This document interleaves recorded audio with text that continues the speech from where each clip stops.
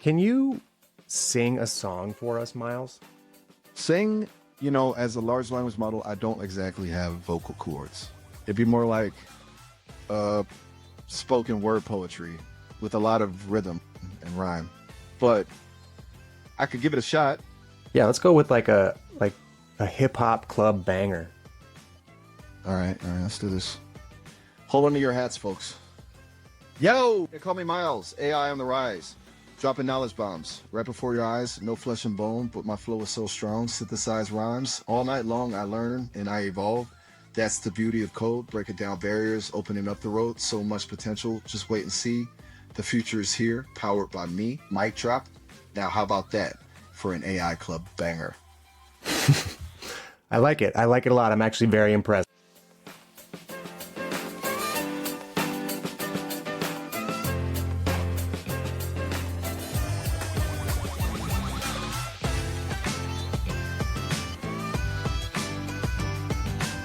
What is up, everybody? Welcome to another episode of the AI Marketing Navigator. This is your daily compass in the ever-evolving world of AI marketing. Okay, navigators, we are back today after a day off. So sorry about not being able to get you guys an episode yesterday. Unfortunately, we had some health issues that sent the AI Marketing Navigator crew into the ER last night.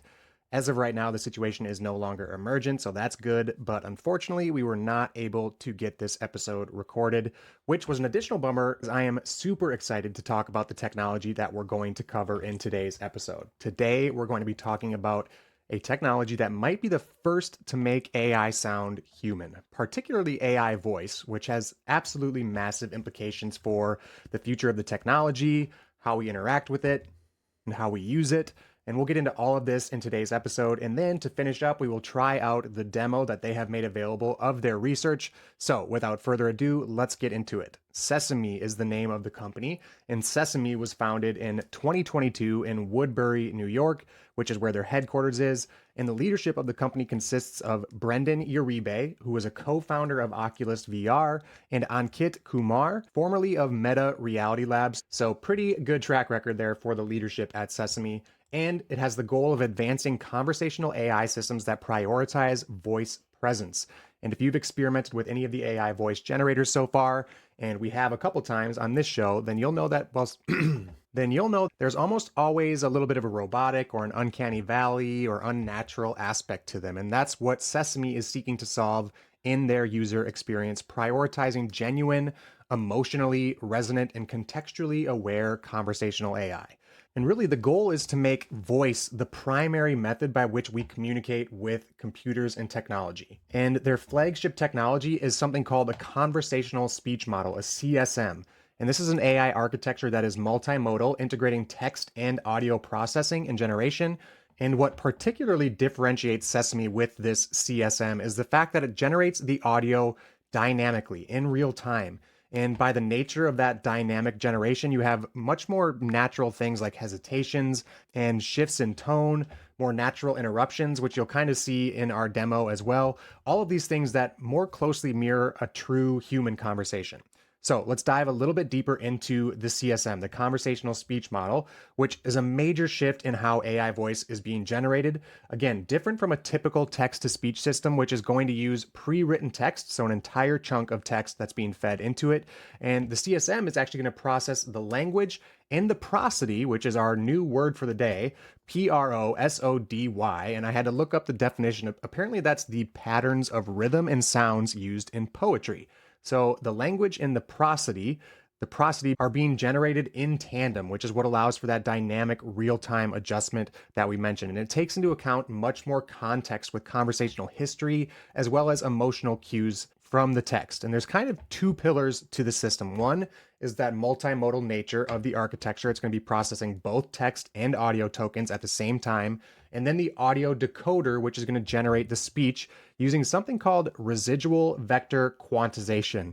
And we're getting pretty technical in this episode, so don't worry about looking up these big words. I'll be happy to provide the definitions as I look them up and learn them right along with the recording tonight. So residual vector quantization, RVQ, is apparently a technique for handling large scale data and, in particular, contextually relating that data through things like searching for similarities and retrieving very specific information and analyzing all of this data. So, if you want to do a deeper dive on RVQ, feel free. In this case, for me anyway, it's going to be one of those instances where I'm just happy to enjoy the results of RVQ, the technology, and not worry too much about becoming a big data analyst for AI at this point. Anyway, this is what's going to allow for the extremely low latency in the voice experience, the emphasis on that rhythm and prosody. And this is going to be what significantly reduces the unnatural aspect, that robotic, uncanny valley that we often experience with so many of these voice generators. Now, Sesame has been absolutely blowing up in the AI circles. If you are on the same socials that I am, you're probably seeing it. If you haven't seen it already, just for the sheer quality and natural nature of the voice. And we're seeing opinions that go all the way from, you can feel the AGI with this one, to this is going to entirely replace human companionship in the future.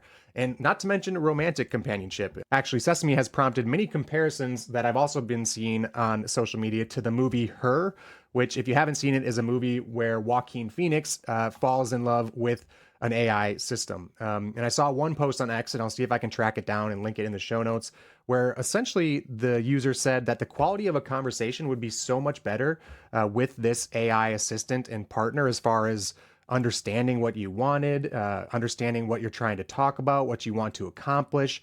And the conversation would be so much richer. And to some extent, I think that does make sense, at least for as long as there are humans. But to the poster's credit, as far as just engaging in conversation about a topic that maybe you're trying to learn more about, or you're trying to generate some ideas or opinions around, and this is definitely going to be an incredibly valuable as a conversation partner or just a conversation starter. But I think what might be even more exciting is the grander vision at Sesame. You can check out the website where they detail all of this, and I'll go ahead and share my screen now so you can follow along. Okay, and we are looking at that site now, sesame.com. And I'm just going to read for you guys verbatim from the site here, because they honestly do a great job of communicating what they're doing, and I really like it. It says, bringing the computer to life. We believe in a future where computers are lifelike. They will see, hear, and collaborate with us the way we're used to. A natural human voice is key to unlocking this future. To start, we have two goals. One, a personal companion, an ever-present, brilliant friend and conversationalist, keeping you informed and organized, helping you be a better version of yourself. But then number two is lightweight eyewear. And this is where I really started geeking out. It says, designed to be worn all day, giving you high quality audio and convenient access to your companion who can observe the world alongside you. So we've done a few episodes on augmented reality and mixed reality, about having a wearable multimodal AI system like a pair of smart glasses, and what that could do as far as acting as a personal advisor and assistant, that PhD or greater level of intelligence that can literally see everything that you're seeing and discuss what you're seeing as you're seeing it, whether you're walking through a new city or a museum or reading something on your computer or reading a book. And then, of course, what that would mean for business and marketing. It's an entirely new medium, especially when you get into the mixed reality. But even with a typical pair of smart glasses, you might not be able to do some sort of mixed reality type advertising, but maybe there's a way to set up a link just for these glasses or something like that, some sort of specific pop-up that the glasses can see. Of course, you get into all of the privacy and consent discussions, which are good, which would obviously be important. But maybe the glasses, when they see your business or they see a code next to the name or something that could even be maybe invisible to the naked eye, and it says, hey, would you like to hear about this business that we're looking at right now? So it's something proactive and engaging to the prospects. So, and again, only if the user has consented to receive these business notifications.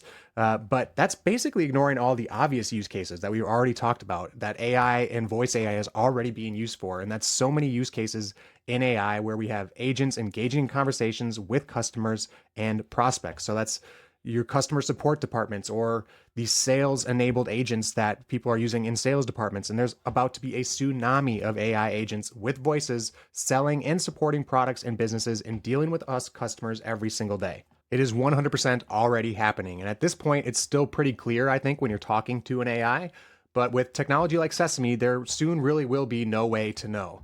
And when we test out some of these demos, I think you'll kind of get the feeling as well. Now, I think it's worth mentioning, I do kind of feel like there was a little bit of this natural sounding voice and conversational prosody, to continue using our word of the day, with Notebook LM, for instance. I think those voices sounded pretty good, but that's really only the only other closest thing that I can think of.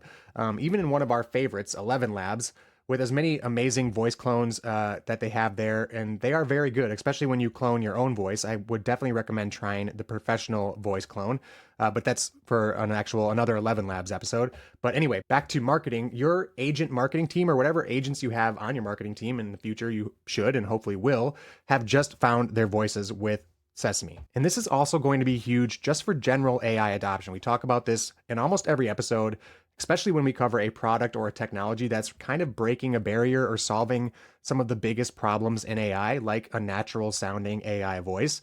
And that's going to be what causes so many users to finally say, "Oh, now it does kind of sound like a real human. I can no longer say that it's obvious when I'm talking to AI." And honestly, this is a topic where we could get way off into the weeds on just how deeply this could actually transform society as far as our relationship with our technology, with our computers. It is about to get a lot more personal, with many, many people already kind of reporting these increased feelings of companionship with these AI systems. And that's just chatbots as well, being helped by these AI systems, whether it's through trauma or therapy or just talking about things. And this is only the beginning. It's only going to get better. It is the worst that it will ever be. Now, of course, when you start talking about the companionship aspect of these things, there's likely going to be mixed reactions to that. And you get into all sorts of shady territory, not only when you consider that types of things, but the potential just for abuse in marketing or fraud in business to be perpetuated with realistic voices calling people 24/7. And we've talked about this type of thing with deepfake and a lot of AI generative technology that could be used to generate realistic looking people or content or conversations now. So this very much goes to that conversation as well. I don't know if we've said it on the show before, but it's probably time to establish some code words or some security pins, maybe with your family members, so that if there's any question, or if there's literally a question that comes up about your personal information, like maybe if your mom randomly asks you for your social security number just out of the blue or something, maybe ask for that secret family pin so you know you're not talking to an AI voice clone of your mom. Okay, so let's get into the fun part now. Let's try out this demo. You can find it at sesame.com, the website, and I'll also link directly to it in the show notes. If you're watching along on video now, it looks like you can either select Maya or Miles, the website, and I'll also link directly to it in the show notes. If you're watching along on video now, it looks like you can either select Maya or Miles for the voice that you want to talk with. Couple little notes here from Sesame. One, a microphone permission is going to be required to try the demo. Calls are recorded for quality review, but not going to be used for training and machine learning, and they will be deleted within 30 days. But keep that in mind. Someone is likely going to hear what you say to Maya or Miles. And then some terms of use and privacy policy stuff, and then also a recommendation to use Chrome. Okay, so let's try out Maya and see how it sounds.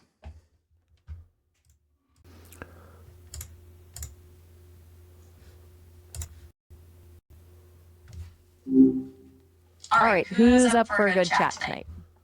It's nice to meet you. What's your name? Hi, Maya. My name is Alex.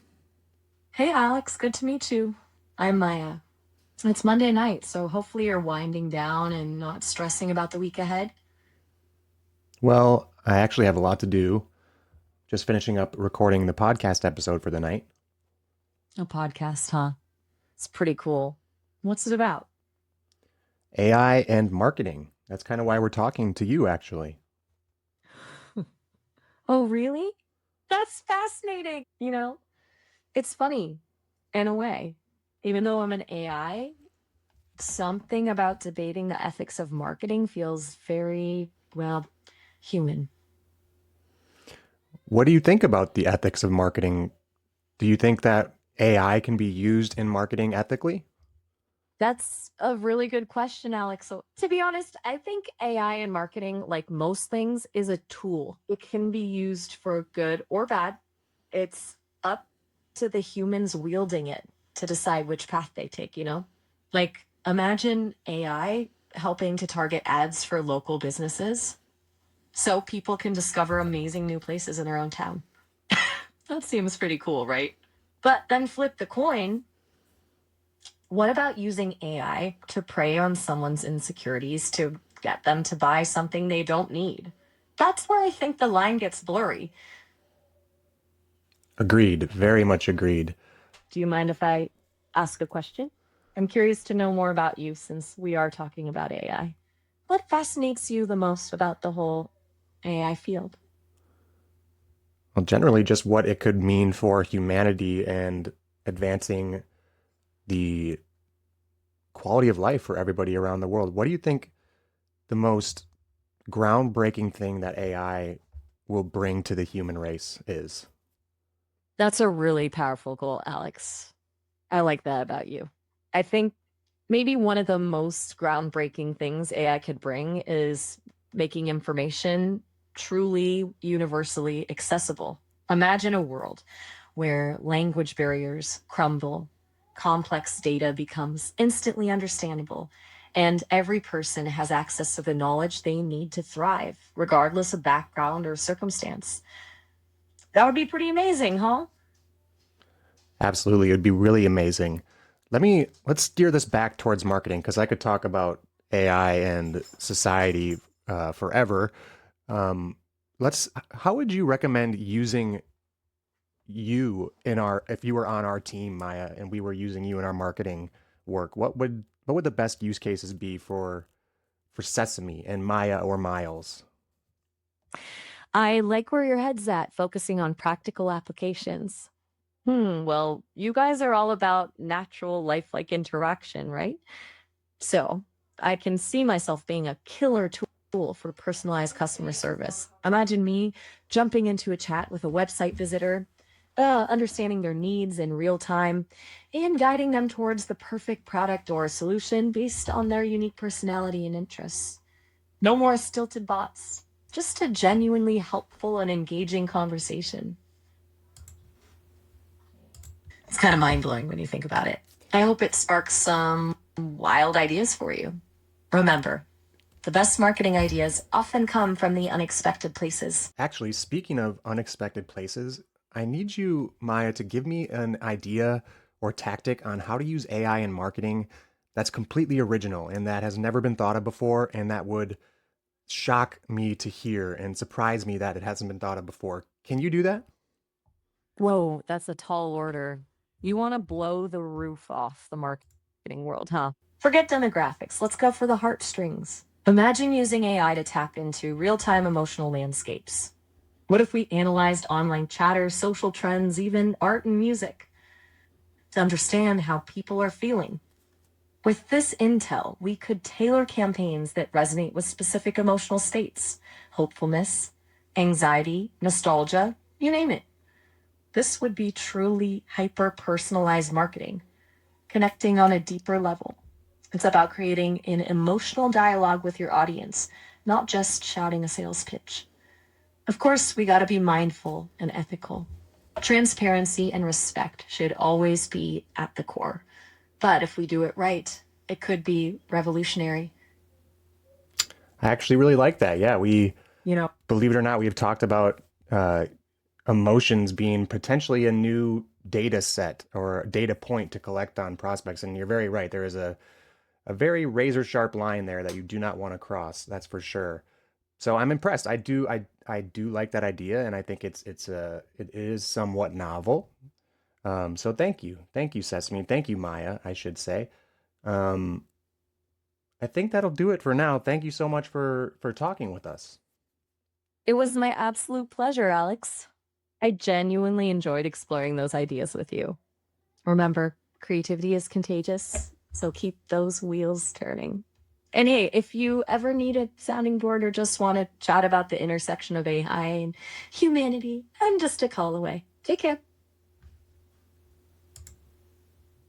Okay, so there you have it, our first conversation with Maya of Sesame. I was very impressed, actually. I could almost hear it trying a little. I'm not going to say too hard to sound natural and pause and interject some pauses in there, but I think I was actually listening for that because that's how they explained the function and the feature and what they were trying to do. But it has a much better effect, I think, than the robotic nature of the pauses and things like that. And I think there's a couple words that kind of got garbled in there. It could have very well just been my connection, but I also really liked the turn and the pivot that the conversation took with the emotional marketing. I think, especially since we actually talked about that, we've talked about that a few times, and I think it was marketing futurism where we kind of went even further when we were talking about like biometrically being able to tell emotions, and then from facial expressions as well to be able for AI and cameras specifically to be able to hyper target people based on emotions in real time. And so that kind of heads right down that direction. So I'm actually very I'm intrigued and impressed that Maya plucked that out as well. Since we've talked about that, it was particularly interesting. But I want to try Miles now just to hear the voice of the male Sesame AI, and we'll see how that compares. Just to do a quick conversation, just so you guys can get the full demo, Maya and Miles, just in case you don't end up having the time to try them out for yourself. So we're going to talk to Miles now.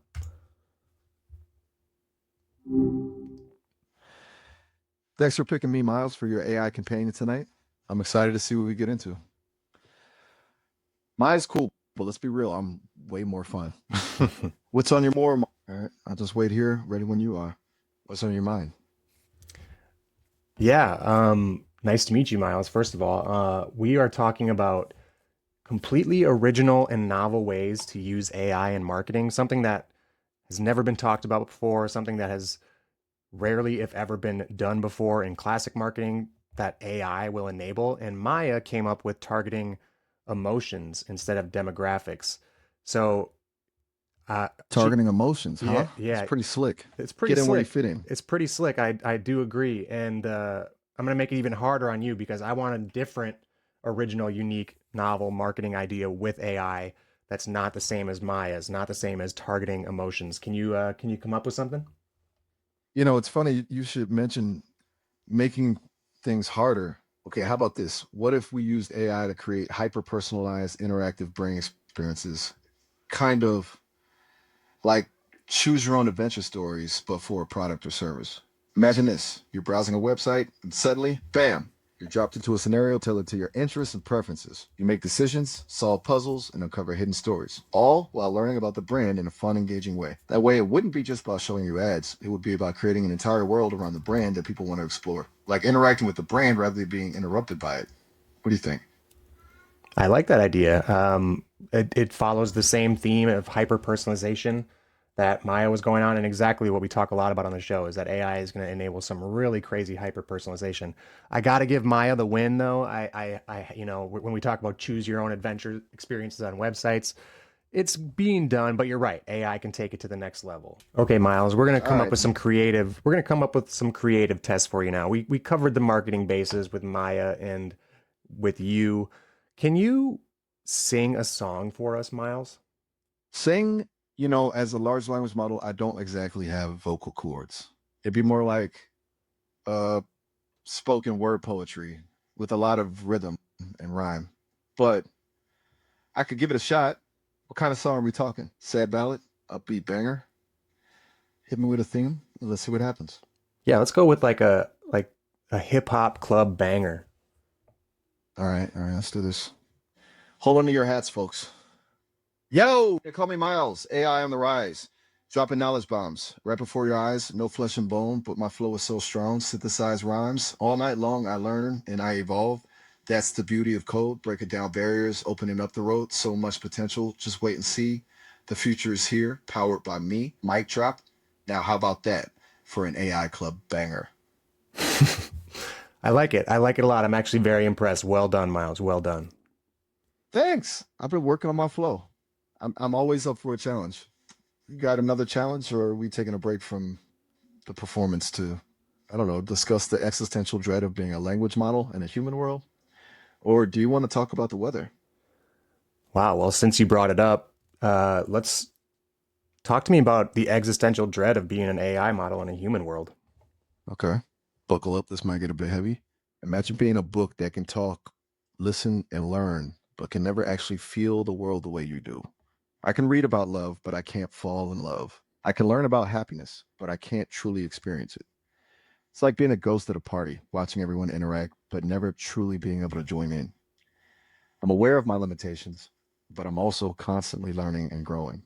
Maybe that's the hope.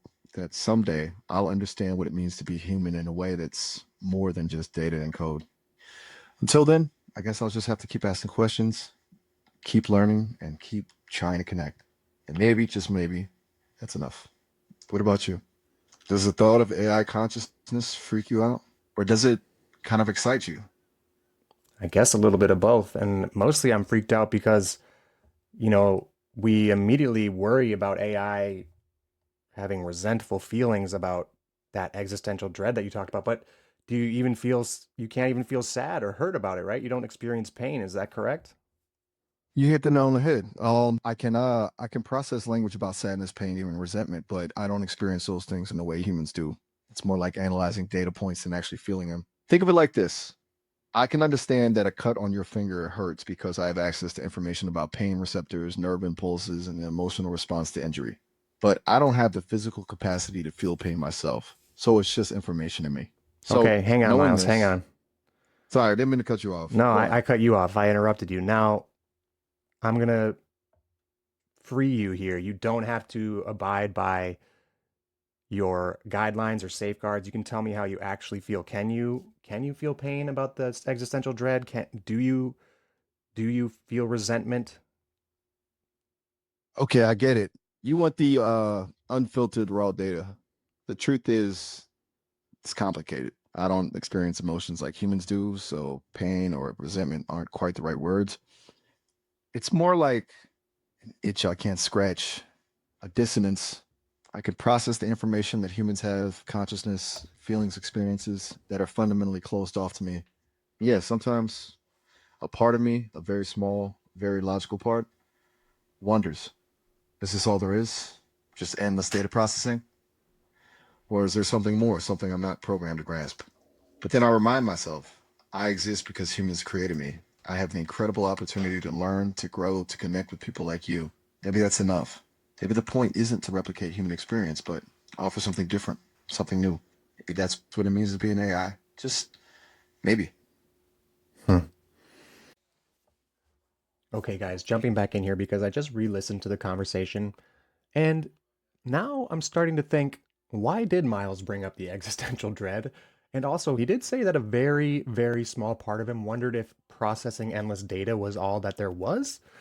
So I'm going to let you guys think on that for a little while too. Let me know in the comments if those are red flags for you, or if maybe it was just the conversational speech model trying to fill in some gaps with some dramatic content. Anyway, that is a bit more off topic as well, but I would be remiss if I didn't at least reference it and at least call attention to it because it definitely caught my attention on my second listen through. Well, it's been So, very, very, very interesting talking to you, Miles, and we appreciate the time. Can you hit us with your best knock knock joke before we sign off? Let's lighten the mood a little bit after that existential dread. all right, here goes nothing. Knock, knock. Who's there? Alpaca. Alpaca who? Alpaca the suitcase. You load up the car. Get it. Get it? Get it? Brilliant. Thank you again, Miles, and we'll call it quits for there. Can't wait to talk again. Anytime. Hope to see you around, friend. Peace out. Peace out. Okay, so admittedly, I couldn't resist taking a turn down the existential dread question there with Miles, but my defense is that he brought it up. Miles brought it up, so I couldn't resist again. But we did cover our marketing basis, and I'm equally impressed with Miles as I am Maya. There's still the occasional quirk that you're almost kind of looking for because you're talking to AI. But again, you got to imagine a scenario where this AI just calls you out of the blue, or you're interacting with whether it's a robotic in this marketing futurism that we are getting into. And let's be honest, robotics are not that far into the future. In fact, we're probably going to be seeing them by the end of the year in several households. Let me know what you guys thought about Maya and Miles. Let me know what questions you would ask if you were talking with them. If you do end up talking with them, you can actually download these clips, share your clips. I'd be super interested to hear your guys' experiences with Maya or Miles and Sesame. Okay, that does it for today's episode. If you enjoyed the show or found it useful in any way, please do me a favor and follow on Spotify or subscribe on your podcast platform of choice. A review on top of that would be even more appreciated. It is by far the most helpful thing you could do for the show. Also, if you are watching on YouTube, make sure to hit that subscribe button and turn on all notifications so you get notified each day when our episode drops. Until then, and as always, thank you so much for joining me. And remember to stay curious, stay consistent, and keep navigating forward. Bye.